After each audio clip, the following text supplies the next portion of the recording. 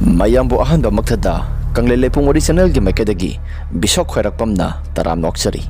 channel asina ngasisu tabada ki tujungba phawraba subscribers nga thabira powari ama mayamda kudol tamjage haiduna poduna laksari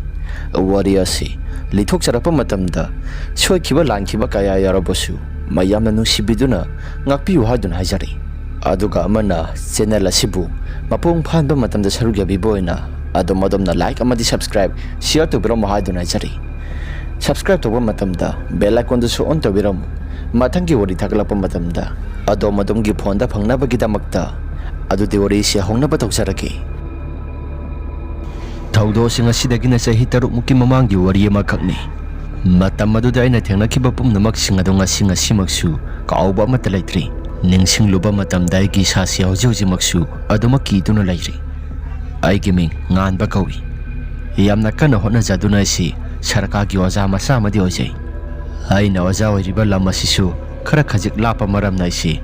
gari asoba amati lairaga haibadi kara ma lairaga si nungdi khuding ge dumak chatok chasina dumak tawrami ai khoi gi imung ase hanadi kaya thoyokna nungai ba makti oiramde adabu baba ga ima ga yamna kana thabak asi suba nomba tawraba matung dadaga ai gi khata ba inau no pa sigaiga thaba ingkhang ai khoi humuk se sapmana tawrakpa maramna ai khoi gi imung ase khara su safarakpani dadana siphai oiduna lai aduga inau no pa sisu private bank amada mahak su thabak ama tawduna lai asum tawdana ai khoi si thaba ingkhang su tawraba matung yum kai sagalaktu nai khoi si dada si luhong khongdong na ba haidana ai khoi mayam tawraga marang tawrakpa matamni dada si mahak ka hana khangna jabunu pi asisu sahi asisu khara yam silakle aduna luhong khongdong ba tawrasi hairaga haina singnaba tawraba matung luhong khongdong ba tawramdai gi matamni dada se thama mukti matam wali tawbada bai khoi se sinba langbadi yamna tawrami ai khoi gi yum asisu hanadagi hena khara sauthokna ba haidana babana yamna kana hairami babana hairaki ibunga yum ase khara sauthokna ba tawsira nayambagi luhong ba se pungpik pikpa yaroidri nangsu nayambasu tabak asobadi adum loina tawnarabani aduna luhong basi sangga punga sukhra haiba malai banina pangpik pikpa yaroidri baba gi wafam adoi su yajai adu buinau nupa tom basenda ki matang asida mahakti private bank ta thabak tawbanina thabak asi kaya thoina amate yahologum si ngamliba makai aigna adum ngamna ba puthok sagi hoida kaishu thudona kai balaitida nanau nupa sitang sarka gi thabak amatang tawjarabadi mama adum hek matik sana thabak asi tawrabadi ai su harau gadabani thabak asi matik sana mana private bank ta yauri bani haidana tawri basisu ipadi kaya oinamdi baba handak lakadori ba thabak ingkhang kai keno khara sarka gi yenglaga masana su class laijabanina kai keno private bank natraga su sarka gi bank amada amu thabak tawbi aida hoida dubudi kasu thoidona kai balati college tamna private bank ta thabak tawba hai basisu arai ba thabak tinati chahi ama budi ngaire loigadaba adubu college tamna thabak tawba hai basisu arai ba thabak tinati asi hairaba matungda dada ga khoi ga si wari watai khara sane dada se thama gi matamni suti lauri basi masigi manung asi dai khoi si honghauna ba haidana yum masi su khara sauthokna ba haidana prap toksilakpa matamni asum tawdana yum masi dadagi kawi kadori basi khara sauthokna ba haidana mamang thangba saruk asi thukairaga yum masi khara sangdoi asumna tawraba matung dai khoi si thaba ingkhang su khara sinba matamni aisi school asi matik sana ka basu ngamdre thamagi matam asi di aisu thabag asi asuki matik yamna silami dadana sumna hirakhi yaima luhong khongdong base loiraba matungda nanau nupa tom basi sarka gi thabak ama yengna ba kai keno khara su tawsi dada ai su madu pami baba ga ima ga na pamli basi su atom basi sarka gi thabak tawbani dada ibani na ngamli ba makhaya tom basi su fajana muktang di hona halaga sarka gi thabak asi ngamna bo hona si hoi ai su du pami yengo ibani na sarka gi thabak tawri bani haidana tawri manau nupa tom basi sarka gi thabak amata tahonde mayam bani leibubu hairaga laika gi mina khara sungangna rakadori bani aduna ahlaman singa sina kalingai matam asidai khoisi inau nupa tom basi khara khajik thabagasi mahaksu mai pakna ba amuktang di honasi Asi hairaga aikoisi wari watai khara sanarami. Asum tawdana luhongbasi numit kunnimuktang aisilakle. Noma numit amadi aisi school chaluraba matungda yumda halakpani. Numitumadi aisi thabak khara susile aduna luhongbasi tangai phadana yum kai sabasi su tawdabadi yadabanina principal da hainaraba matungda aisi half holiday lauraga lakle. Yumda yauraklaba matam maduda imanaba hana high school life tinrakpa imanaba Krishna kauba malay. Mahak luhong daure haidana baton lakle. Imanaba Krishna ki baton lakpaduda ina as luhong basi hangchini. Ay githabak mata asiga sapabungambu kamgadoribra. Babaga imagada mutang tanaraga yengi. Asi hairaga isu babaga imagada tanaraga hangi. Maduda imana sumnairaki. Thabak hek silagana numidang wairamdo hek sathoro aduga poyengdo hek pithoro lamnaga lam lapane. Thabak asi sumai hoba makai sili nang school supakna toina sa pangamdri. Hoy adum hek tawrage ima. Asi hainaraba matungda poyeng pibatu khak chalage haidana wakhalda sodo makhalli. Asum tawdana numidangi matam madudai ka khangna jaribu nupiduka wari watai khara sanarame. Dadagi luhongbase hek loibaga ibani muksiala si haidana ai ka khangna jaribu nupisina phagi tawrakle. Madudai na sumnaiki ngai khoda dada hek luhongbaga amuk luhongbai basisu pharak onthona hek taga dawri. Luhongbabudi yabudi adubu sahi amada thawani thoksin bai basi nungaiti. Gyan tana sahi ani humsi lairaga gyan tana hongsi. Ibani yamna kana ahloi basunatri. Sahi ani se khang lagai khosu yumkai pana batawrasi. Asi hairaba matung dai ka khangna jaribu nupiduka wari watai khara sanarami. Ngai haktang lairaba matung da mahaksu tumnaba tawrage haidana damak tumthakre. Asum tawdana numit adugi nongalamdai ki matamni. Nongalamdai ki matam aduda mikap miraw kholasi hekta taba horakle. Aina taraklibasi karino haidana isi mikap su khara ngana tholakpaga kadai waidagi no khangdi makhol khara su taba horakpaduda isi karigumba khara di tawre haidana wakhalda su khalli. Kadai waidagi no makhol taraklibasina ai buisa si onthona kijakreda. As makhol asi kapalawbagi yamna hongna hektaida. Aibu haipitang tholaga yengsira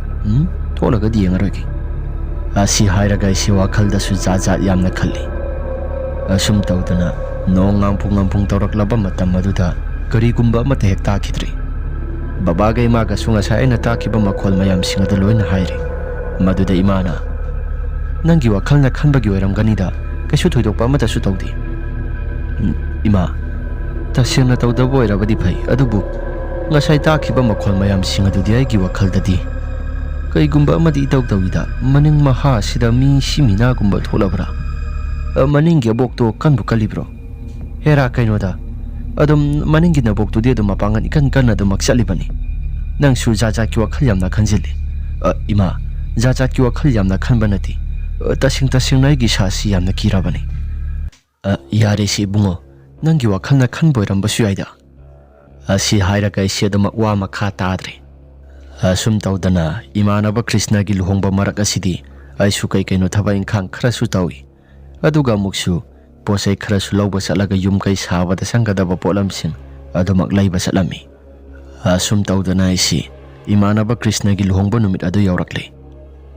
Aisu imphalomda kaino posai khara lawba salami school asi leplaba matungda. Aduga imanaba Krishna gi luhongba si yumda halaklaba matamda salagi haidana isi yamna kana tawrakpani. Inaw no bagay ga si posay lawba satpani. Asum tawdana isi posay lawbado loisilaba matungda yumda hobi thawdarakpani. Gari si sunumit asilakle ay na thawba horakpado.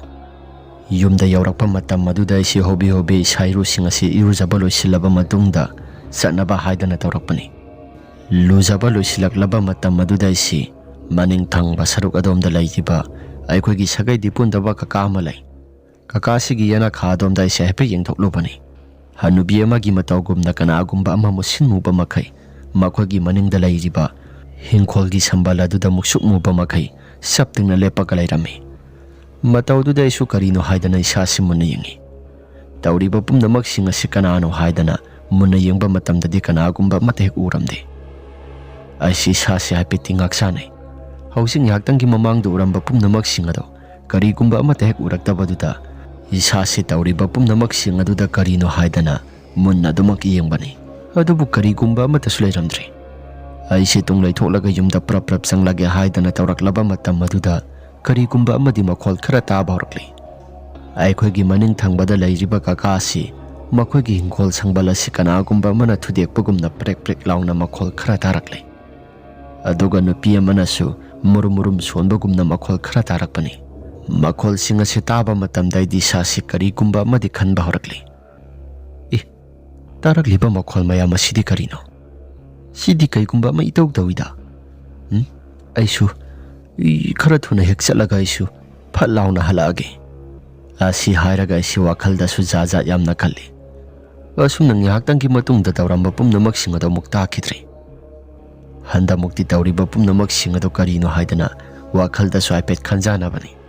ꯑꯗꯨꯕꯨ ꯈꯟꯕꯒꯤ ꯋꯥꯅꯤ ꯀꯔꯤꯒꯨꯝꯕ ꯑꯃꯠꯇꯁꯨ ꯎꯈꯤꯗ꯭ꯔꯦ꯫ ꯑꯁꯨꯝ ꯇꯧꯗꯅ ꯂꯣꯏꯁꯤꯜꯂꯕ ꯃꯇꯨꯡꯗ ꯕꯕꯥꯒ ꯏꯃꯥꯒꯗꯁꯨ ꯀꯔꯤꯒꯨꯝꯕ ꯑꯃꯠꯇ ꯍꯦꯛ ꯍꯥꯏꯈꯤꯗ꯭ꯔꯦ꯫ ꯑꯁꯨꯝꯅ ꯏꯃꯥꯗ ꯆꯠꯂꯒꯦ ꯍꯥꯏꯔꯝꯂꯕ ꯃꯇꯨꯡꯗ ꯑꯩꯁꯦ ꯈꯪꯉꯕꯣꯛ ꯇꯥꯅ ꯂꯥꯛꯂꯦ꯫ ꯏꯃꯥꯟꯅꯕꯁꯤꯒꯤ ꯂꯨꯍꯣꯡꯕꯗꯨꯗꯤ ꯍꯜꯂꯛꯇ꯭ꯔꯤ꯫ ꯑꯗꯨꯅ ꯑꯩꯁꯦ ꯐꯅ ꯀꯨꯏꯅ ꯉꯥꯏꯔꯦ꯫ ꯍꯥꯟꯅ ꯁ꯭ꯀꯨꯜ ꯄꯨꯜꯂꯝꯕ ꯏꯃꯥꯟꯅꯕꯁꯤꯡ ꯑꯁꯤꯁꯨ ꯄꯨꯂꯞ ꯄꯨꯟꯅ ꯉꯥꯏꯃꯤꯟꯅꯔꯕ ꯃꯇꯨꯡꯗ ꯑꯩꯈꯣꯏꯁꯤ ꯋꯥꯔꯤ ꯋꯥꯇꯥꯏ ꯈꯔꯁꯨ ꯁꯥꯟꯅꯔꯝꯃꯤ꯫ ꯏꯃꯥꯟꯅꯕ ꯀ꯭ꯔꯤꯁꯅꯁꯤ ꯂꯨꯍꯣꯡꯕ ꯂꯣꯏꯔꯕ ꯃꯇꯨꯡ ꯂꯥꯛꯂꯕ ꯀꯥꯟ ꯑꯗꯨꯗ ꯑꯩꯈꯣꯏꯁꯤ ꯋꯥꯔꯤ ꯋꯥꯇꯥꯏ ꯈꯔ ꯁꯥꯟꯅꯔꯒ ꯑꯩꯈꯣꯏ ꯃꯌꯥꯝ ꯄꯨꯟꯐꯝ ꯑꯗꯨꯗ ꯑꯗꯨꯝ ꯄꯨꯜꯂꯒ ꯋꯥꯔꯤ ꯋꯥꯇꯥꯏ ꯈꯔꯁꯨ ꯁꯥꯟꯅꯩ꯫ ꯑꯩꯁꯨ ꯃꯈꯣꯏ ꯃꯌꯥꯝꯅ ꯄꯥꯏꯁꯤ ꯍꯥꯏꯕꯗꯨꯗ ꯃꯆꯥ ꯑꯃꯅꯤꯗꯤ ꯑꯩꯁꯨ ꯄꯥꯏꯔꯦ꯫ ꯑꯁꯨꯝ ꯇꯧꯗꯅ ꯏꯃꯥꯟꯅꯕ ꯀ꯭ꯔꯤꯁꯅꯅ ꯑꯩꯉꯣꯟꯗ ꯀꯔꯤꯒꯤ ꯂꯥꯛꯇꯕꯅꯣ ꯍꯥꯏꯗꯅ ꯍꯪꯂꯛꯏ꯫ ꯃꯗꯨꯗ ꯑꯩꯅ ꯑꯁꯨꯝꯅ ꯍꯥꯏꯔꯛꯏ, ꯚꯥꯏ, ꯑꯩꯁꯦ ꯗꯗꯥ ꯂꯨꯍꯣꯡꯒꯗꯕꯁꯨ ꯂꯩꯕ, ꯑꯗꯨꯅ ꯂꯨꯍꯣꯡꯕꯁꯤꯁꯨ ꯃꯇꯝ ꯌꯥꯝꯃꯛꯇ꯭ꯔꯕꯅꯤꯅ ꯊꯕꯛ ꯏꯪꯈꯥꯡ ꯈꯔꯁꯨ ꯆꯤꯜꯂꯤ꯫ ꯉꯁꯤꯁꯦ ꯑꯩꯁꯨ ꯗꯗꯥ ꯂꯨꯍꯣꯡꯕꯗ ꯌꯨꯝ ꯀꯩ ꯑꯁꯤ ꯈꯔ ꯁꯥꯗꯣꯛꯀꯗꯕ ꯂꯩ꯫ ꯂꯨꯍꯣꯡꯕꯁꯤꯁꯨ ꯈꯔ ꯅꯛꯁꯤꯜꯂꯛꯂꯕꯅꯤꯅ ꯈꯔ ꯅꯪꯅꯕ ꯍꯥꯏꯗꯅ ꯑꯩꯁꯨ ꯄ꯭ꯔꯞ ꯄ꯭ꯔꯞ ꯁꯥꯗꯣꯛꯄꯅꯤ꯫ ꯑꯗꯨꯅ ꯌꯨꯝ ꯑꯁꯤ ꯈꯔ ꯑꯊꯨ ꯑꯀꯥꯏ ꯅꯪꯅꯕ ꯍꯥꯏꯗꯅ ꯁꯥꯕꯗꯨꯗ ꯀꯩꯅꯣ ꯄꯣꯠꯆꯩ ꯈꯔꯁꯨ ꯂꯩꯒꯗꯕ ꯂꯩꯕ꯫ ꯑꯗꯨꯅ ꯗꯗꯥ ꯁꯨꯇꯤ ꯃꯅꯨꯡ ꯑꯁꯤ ꯂꯣꯏꯗ꯭ꯔꯤꯉꯩ ꯀꯥꯟ ꯑꯗꯨꯗ ꯂꯨꯍꯣꯡꯕꯁꯦ ꯈꯔ ꯊꯨꯅ ꯅꯪꯅꯕ ꯍꯥꯏꯗꯅ ꯇꯧꯕꯅꯤ꯫ ꯑꯗꯨ ꯅꯪ ꯁꯥꯎꯔꯅꯨꯗ, ꯑꯩ ꯂꯥꯛꯏꯕꯁꯤꯗꯤ ꯂꯨꯍꯣꯡꯕ ꯌꯥꯎꯕ ꯅꯪꯍꯧꯗ꯭ꯔꯒꯁꯨ ꯄꯣꯠꯌꯦꯡ ꯄꯤꯕꯗꯤ ꯂꯥꯛꯏꯁꯤꯗꯤ꯫ ꯏꯃꯥꯟꯅꯕ ꯀ꯭ꯔꯤꯁꯅꯅ, ꯄꯣꯠꯌꯦꯡ ꯄꯤꯕꯗꯨꯗꯤ ꯑꯔꯥꯏꯕꯅꯤ, ꯑꯗꯨꯕꯨ ꯂꯨꯍꯣꯡꯕꯗꯣ ꯌꯥꯎꯍꯟꯅꯤꯡꯕꯩ ꯋꯥꯅꯤꯗ꯫ ꯌꯥꯔꯦꯁꯤ, ꯂꯥꯛꯄꯨ ꯂꯥꯛꯏꯁꯤ ꯌꯥꯝꯅ ꯐꯔꯦ꯫ ꯑꯁꯤ ꯍꯥꯏꯔꯒ ꯏꯃꯥꯟꯅꯕ ꯀ꯭ꯔꯤꯁꯅꯒ ꯑꯩꯒꯁꯤ ꯋꯥꯔꯤ ꯋꯥꯇꯥꯏ ꯈꯔ ꯁꯥꯟꯅꯔꯦ꯫ ꯏꯃꯥꯟꯅꯕ ꯀ꯭ꯔꯤꯁꯅꯁꯨ ꯍꯤꯗꯥꯛꯈꯔ ꯄꯥꯏꯔꯝꯃꯤ꯫ ꯑꯁꯨꯝ ꯇꯧꯗꯅ ꯉꯥꯏꯍꯥꯛꯇꯪꯒꯤ ꯃꯇꯨꯡꯗ ꯑꯩꯈꯣꯏꯁꯤ ꯄꯨꯟꯕ ꯌꯥꯕ ꯄꯨꯜꯂꯕ ꯃꯇꯨꯡ ꯄꯨꯡ 10 ꯇꯥꯁꯤꯜꯂꯛꯂꯦ꯫ ꯃꯇꯝ ꯑꯁꯦ ꯑꯩꯈꯣꯏꯁꯨ ꯌꯨꯝꯗ ꯍꯟꯕ ꯌꯥꯅꯔꯛꯂꯦ ꯍꯥꯏꯗꯅ ꯃꯥꯅ ꯊꯣꯛꯄ ꯇꯧꯔꯒ ꯑꯩꯈꯣꯏꯁꯤ ꯌꯨꯝꯗ ꯍꯟꯅꯕ ꯍꯥꯏꯗꯅ ꯇꯧꯔꯛꯂꯦ꯫ ꯌꯨꯝꯗꯒꯤꯁꯨ 이마ꯅ ꯐꯣꯟ ꯇꯧꯔꯛꯂꯦ꯫ ꯑꯩꯁꯤ ꯌꯨꯝꯗ ꯍꯟꯅꯕ ꯍꯥꯏꯗꯅ 이마ꯅꯕ ꯀ꯭ꯔꯤꯁꯅꯗ ꯆꯠꯂꯒꯦ ꯍꯥꯏꯗꯨꯅ 이마ꯅꯕ ꯀ꯭ꯔꯤꯁꯅꯁꯨ ꯆꯠꯂꯣ ꯍꯥꯏꯗꯨꯅ ꯍꯥꯏꯔꯛꯈꯤ꯫ ꯑꯁꯨꯝ ꯇꯧꯗꯅ ꯅꯨꯃꯤꯠ ꯑꯗꯣ ꯑꯁꯨꯛꯀꯤ ꯃꯇꯤꯛ ꯌꯥꯝꯅ ꯅꯨꯡꯉꯥꯏꯈꯤ꯫ ꯑꯩꯁꯤ ꯒꯥꯔꯤꯁꯦ ꯑꯗꯨꯝ ꯊꯧꯗꯨꯅ ꯂꯥꯛꯄꯅꯤ꯫ ꯃꯐꯝ ꯖꯒꯥꯁꯦ ꯈꯔꯁꯨ ꯂꯥꯞꯄꯒ ꯑꯩꯁꯤ ꯏꯊꯟꯇꯁꯨ ꯑꯗꯨꯝ ꯂꯥꯛꯑꯝꯃꯤ꯫ ꯑꯇꯩ ꯂꯥꯛꯃꯤꯟꯅꯔꯤꯕ ꯏꯃꯥꯟꯅꯕꯁꯤꯡ ꯑꯗꯨꯗꯤ ꯃꯥꯅ ꯊꯣꯛꯄ ꯇꯧꯔꯒ ꯑꯗꯨꯃꯛ ꯃꯌꯨꯝꯗ ꯆꯪꯍꯧꯔꯦ꯫ ꯑꯁꯨꯝ ꯇꯧꯗꯅ ꯏꯊꯟꯇ ꯈꯛꯇ ꯂꯥꯛꯏ꯫ ꯑꯩꯁꯨ ꯏꯊꯟꯇ ꯂꯥꯛꯄꯁꯤꯗ ꯇꯨꯐꯛ ꯇꯨꯐꯥꯏ ꯈꯔ ꯁꯜꯂꯤ꯫ ꯇꯧꯕꯗꯕꯨ ꯃꯐꯝ ꯖꯒꯥꯁꯤꯗ ꯑꯩꯁꯤ ꯀꯔꯤꯒꯨꯝꯕ ꯈꯔꯗꯤ ꯏꯇꯧ ꯇꯧꯔꯒ ꯏꯁꯥꯁꯤ ꯀꯤꯊꯤ ꯀꯤꯔꯨꯝ ꯈꯔꯗꯤ ꯇꯧꯔꯛꯑꯝꯃꯤ꯫ ꯃꯐꯝ ꯃꯔꯥꯡꯗꯤ ꯑꯃꯠꯇ ꯈꯪꯗꯕꯤꯗ ꯑꯩꯕꯨ ꯌꯨꯝꯗ ꯍꯟꯒꯗꯧꯔꯤꯕꯁꯤ ꯒꯥꯔꯤ ꯑꯆꯧꯕꯕꯨꯗꯤ ꯊꯧꯔꯛꯏ ꯍꯥꯏꯕꯕꯨ ꯏꯁꯥꯁꯤ ꯀꯤꯊꯤ ꯀꯤꯔꯨꯝ ꯏꯇꯧ ꯇꯧꯈ꯭ꯔꯦꯗ꯫ ꯆꯨꯔꯨꯞ ꯃꯆꯩ ꯑꯃ ꯂꯩꯔꯒ ꯑꯩꯁꯤ ꯊꯛꯑꯒ ꯆꯠꯈꯤꯁꯤꯔꯥ? ꯃꯗꯨꯃꯛꯁꯨ ꯅꯨꯡꯉꯥꯏꯇꯦ꯫ ꯍꯣꯏꯗ, ꯑꯗꯨꯝ ꯆꯠꯂꯒꯦꯗ, ꯅꯨꯄꯥ ꯃꯆꯥꯅꯕꯨ ꯀꯔꯤꯅꯣ? ꯑꯁꯤ ꯍꯥꯏꯔꯒ ꯑꯩꯁꯤ ꯋꯥꯈꯜꯗꯁꯨ ꯖꯥꯠ ꯖꯥꯠꯀꯤ ꯈꯜꯂꯒ ꯂꯥꯛꯑꯝꯃꯤ꯫ ꯉꯥꯏꯍꯥꯛꯇꯪ ꯂꯩꯔꯕ ꯃꯇꯨꯡꯗ ꯑꯩꯈꯣꯏꯒꯤ ꯂꯩꯀꯥꯏꯁꯤ ꯍꯥꯏꯖꯤꯟꯐꯝ ꯒꯣꯂꯥꯏꯗꯨ ꯌꯧꯔꯛꯂꯦ꯫ ꯃꯗꯨꯒꯤ ꯒꯣꯂꯥꯏꯗꯨ ꯍꯦꯛ ꯊꯦꯛꯄ ꯃꯇꯝ ꯑꯗꯨꯗ ꯒꯥꯔꯤꯁꯤ ꯀꯔꯤꯒꯨꯝꯕ ꯑꯃ ꯏꯇꯧ ꯇꯧꯔꯒ ꯌꯥꯔꯛꯈꯤꯗ꯭ꯔꯦ꯫ ꯑꯩꯁꯤ ꯀꯔꯤꯅꯣ ꯍꯥꯏꯗꯅ ꯋꯥꯈꯜꯗꯁꯨ ꯈꯜꯂꯤ꯫ ꯒꯥꯔꯤꯁꯤ ꯌꯥꯔꯛꯇ꯭ꯔꯤꯁꯤꯅ ꯀꯔꯤꯒꯤ? ꯀꯩꯒꯨꯝꯕ ꯑꯃ ꯏꯇꯧ ꯇꯧꯔꯦꯗ꯫ ꯒꯥꯔꯤꯁꯤ ꯂꯩꯕꯁꯨ ꯀꯨꯏꯗ꯭ꯔꯤ꯫ ꯑꯁꯤ ꯈꯜꯂꯒ ꯑꯩꯁꯤ ꯒꯥꯔꯤ ꯃꯈꯥꯗ ꯍꯥꯏꯐꯦꯠ ꯀꯨꯝꯊꯔꯒ ꯌꯦꯡꯂꯨꯕ ꯃꯇꯝꯗ ꯀꯔꯤꯒꯨꯝꯕ ꯑꯃꯠꯇ ꯍꯦꯛ ꯇꯧꯔꯝꯗꯦ꯫ ꯋꯥꯈꯜꯗꯁꯨ ꯑꯁꯨꯝꯅ ꯈꯜꯂꯤ, ꯑꯁ, ꯖꯥꯠ ꯖꯥꯠꯅꯤꯀꯣ, ꯑꯩꯒꯤ ꯒꯥꯔꯤꯁꯤ ꯀꯩꯁꯨ ꯊꯣꯏꯗꯣꯛꯄ ꯇꯧꯁꯨ ꯇꯧꯗꯅ ꯃꯈꯣꯜ ꯈꯔ ꯇꯥꯔꯛꯄꯗꯨꯅ ꯀꯔꯤ? ꯐꯔꯦ, ꯒꯥꯔꯤꯁꯤ ꯁ꯭ꯇꯥꯔꯠ ꯍꯧꯔꯒ ꯑꯃꯨꯛ ꯊꯧꯔꯒꯦ꯫ ꯑꯁꯤ ꯍꯥꯏꯔꯒ ꯒꯥꯔꯤꯗꯨ ꯁ꯭ꯇꯥꯔꯠ ꯍꯧꯔꯒ ꯑꯃꯨꯛ ꯊꯧꯔꯛꯏ꯫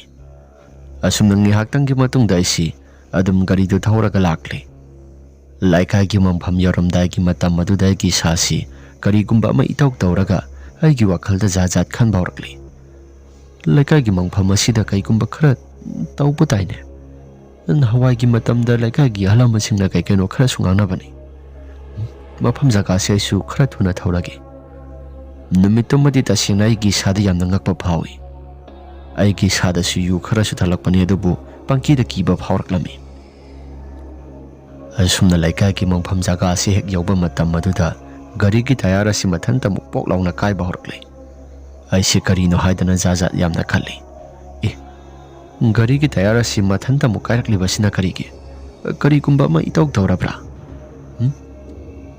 laikai gi halaman sina su khara sungana baduga ai shon thona tainkreda asi hairaga isi gari ki tayara do muk siak tawi adubu kasu thoidokpa amata tawramde tawriba pumnamak singa sidai gi sasi isingda sinnarabani as ai bu mangla taibangla kasu thoidokpa somata tawramde asi haidana si yengtuna lairingai ai gi tunga sida kanagumba mana lengjum asida popo thabagumna ai gi sada phawba horkle aduga laithoktuna yengloba matamdana kanagumba mata sulairamde tawriba pumnamak singa sidai gi sada singnabasu phawrakle as kainoda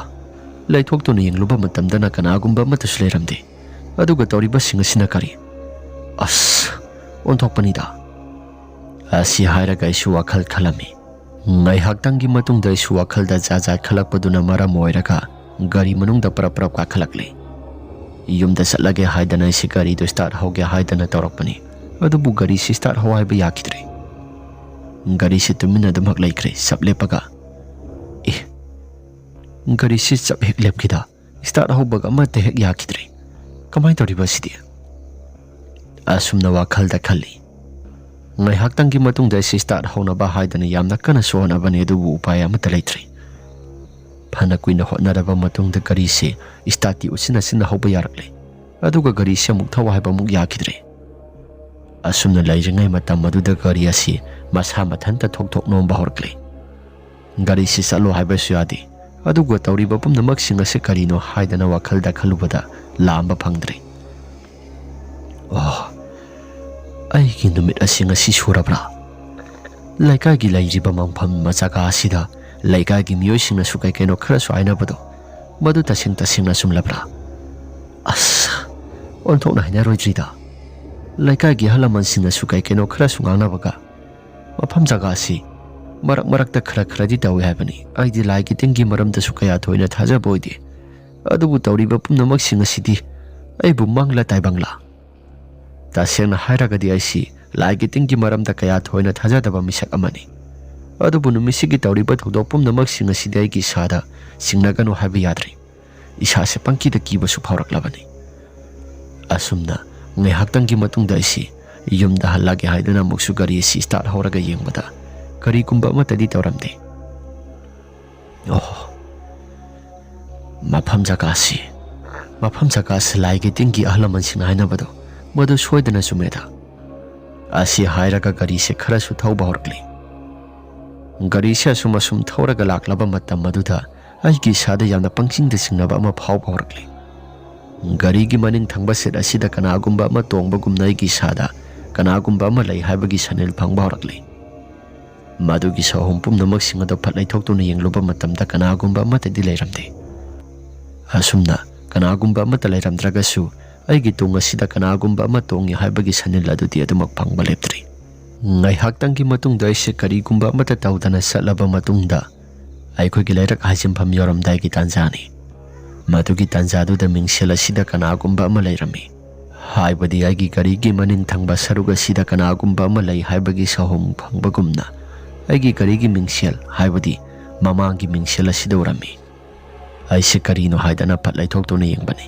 adubu musin murabi nupi amagi sabanda hanubi amagi matawgumna damak phamduna lairami madu uruba matamdai gi sase khampre khanglaga thonga se hangdoklaga mapanda haipethoi adum nek thokluba matam maduda mu yengsinbada kanagumba mata sulairamde madudai gi wakhal noiramba yai haidana amuksu khalli haujikidubu tasing aigi wakhalda uribra natragana tasing uribra karino aibu gyamenga amate hek tadri asi hairaga isi jaja ki wakhal yamna khalli asum tawdana aikhoi gi lairak sangpham madu maduda gari si thauraga hek lakpada khongban thangba maike so maduda kanagumba miyoi khara lepaga laibagumna aigi sada uba horakli mami sami oina ꯑꯩꯒꯤ ꯃꯤꯠꯇ ꯎꯔꯤꯕ꯭ꯔꯥ ꯍꯥꯏꯗꯨꯅ ꯋꯥꯈꯜ ꯑꯁꯤꯁꯨ ꯖꯥꯠ ꯖꯥꯠ ꯌꯥꯝꯅ ꯈꯜꯂꯤ꯫ ꯑꯗꯨꯕꯨ ꯇꯧꯔꯤꯕ ꯄꯨꯝꯅꯃꯛꯁꯤꯡ ꯑꯁꯤ ꯃꯪ ꯑꯣꯏꯔꯝꯒꯅꯤ ꯍꯥꯏꯗꯨꯅ, ꯑꯩꯒꯤ ꯋꯥꯈꯜꯅ ꯑꯣꯏꯔꯝꯒꯅꯤ ꯍꯥꯏꯗꯨꯅ ꯑꯃꯨꯛꯁꯨ ꯈꯜꯂꯤ꯫ ꯑꯁ, ꯑꯩꯕꯨ ꯇꯁꯦꯡꯅ ꯃꯁꯤ ꯋꯥꯈꯜꯅꯤꯗ꯫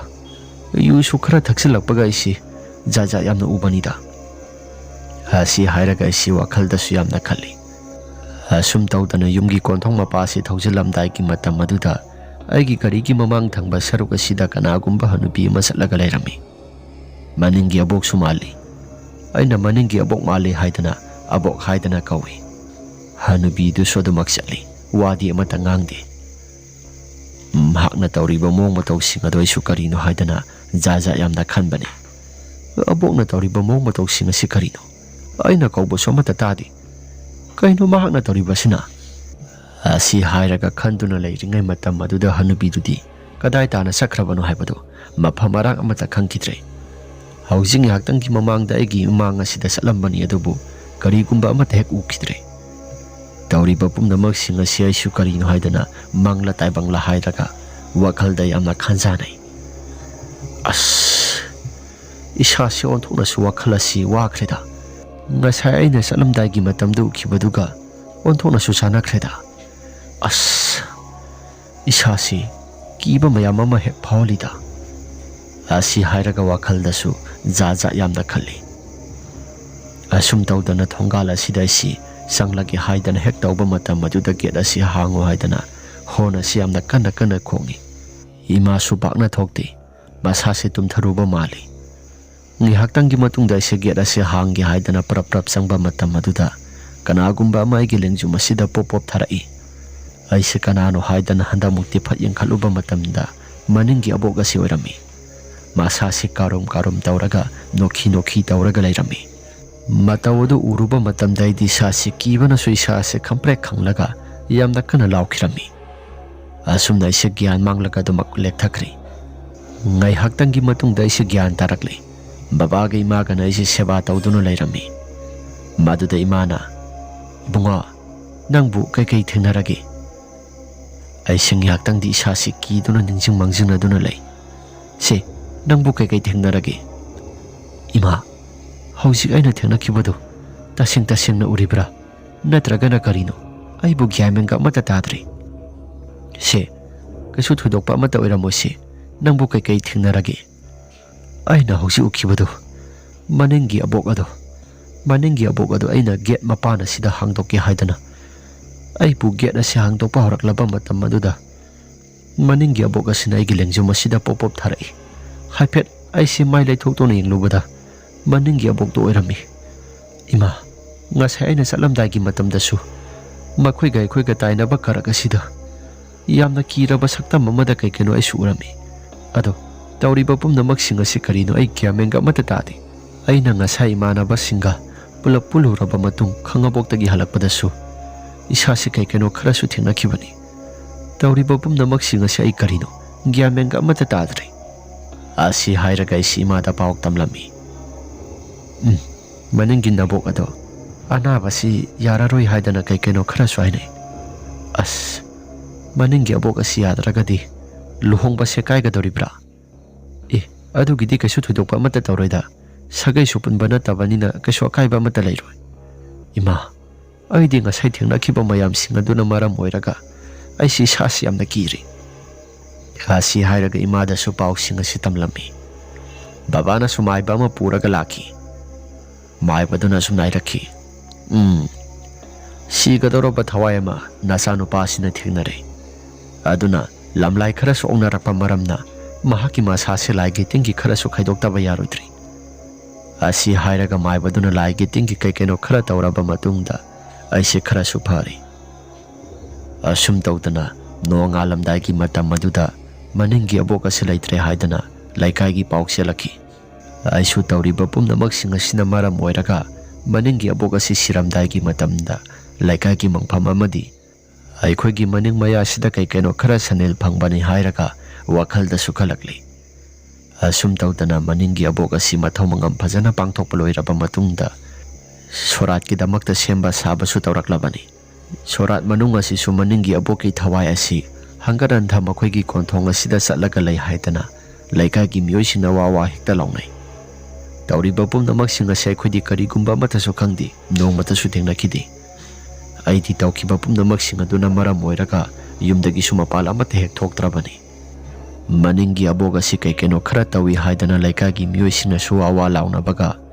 aduga laikai gi mioisina hainariba pumnamak singa si khara su sumba sani. Makhoi gi imung ase sora manungdi laiba ngamdi hai. Tamnabada suki matik yamna nungaiti hai. Maningi aboki sora manung adudi asuki matik makhoi gi ka manung haibadi abokna hana lairamba ka si kangthola si kanagumba amana nombagumba aduga nahebagi makhola si lepa laitana dumaktai hai. Sora loiraba matungda makhoi si laigi tingi khara khuram thoklaba matungda kaisu thudokpadi amate hek tawkidraba mali. Masigi matungda makhoi su laigi tingi khuram thoklabanina kaisu thudokpadi amate hek tawkidri. Adubu sorat manung adudi mina khara ngangna khiba singado aisu thengna khiba mayam singaduna mara moiraga isasi kiti kirum tawraga numidangi matamda phawbadaisi yumdagi mapal amate hek thokidi. Asum tawdana sorat ase mapung phana loisilaba matungda dadagi lohongba se mapung phana phajana tawre. Dada su takhai amagi matam amuk lauthagi haidana takhai amagi suti somuk lauki. Asumna dadagi lohongba se loisilaba matungda dada somuk mapalamda muksaki mahaki posting maphamda aisu sahi animuk lairaba matungda aiga khangnajariba nupi siga muksu luhong khongdongba muk tawri. Dada ibani sanglaga yamna kanna hotnaraba matamda inaw nupa atomba sisu sarkagi oza amadi oire. Masigi matungda aikoi sumagi magi yum masi tongan saraba matungda aikoi sumagi magi nungaina dumak lainari. Inaw nupa atomba sisu nupi angang thiraklabanina ma sumagi nungainaba magi su yumpham tongana tawthoklaga sakre. Asum tawdana kaikumba makha tana amate hek thengnakhidre. Matam aduda thengnakiba mayam singado ai ngasi maksu kauba amata leitri. Aduna wari asi mayamda tahanjaningdana isi channel asigi maikaida hapsarakpani. Wari ase matang asida losinjari. Karigumba wari asi nungaibirabadi like amadi subscribe share tawbiramu haiduna jari. Aduga amana adom-adomgi isada thokpa asengba wari sing laibiragadi aikoina pithokchariba WhatsApp number asida thabiraknabani singjari. Phare mayam adudi ngasigidi matang asida losinjaragi. Mathangi warida mu hana thengnarasi. Ima laibakna yai phare.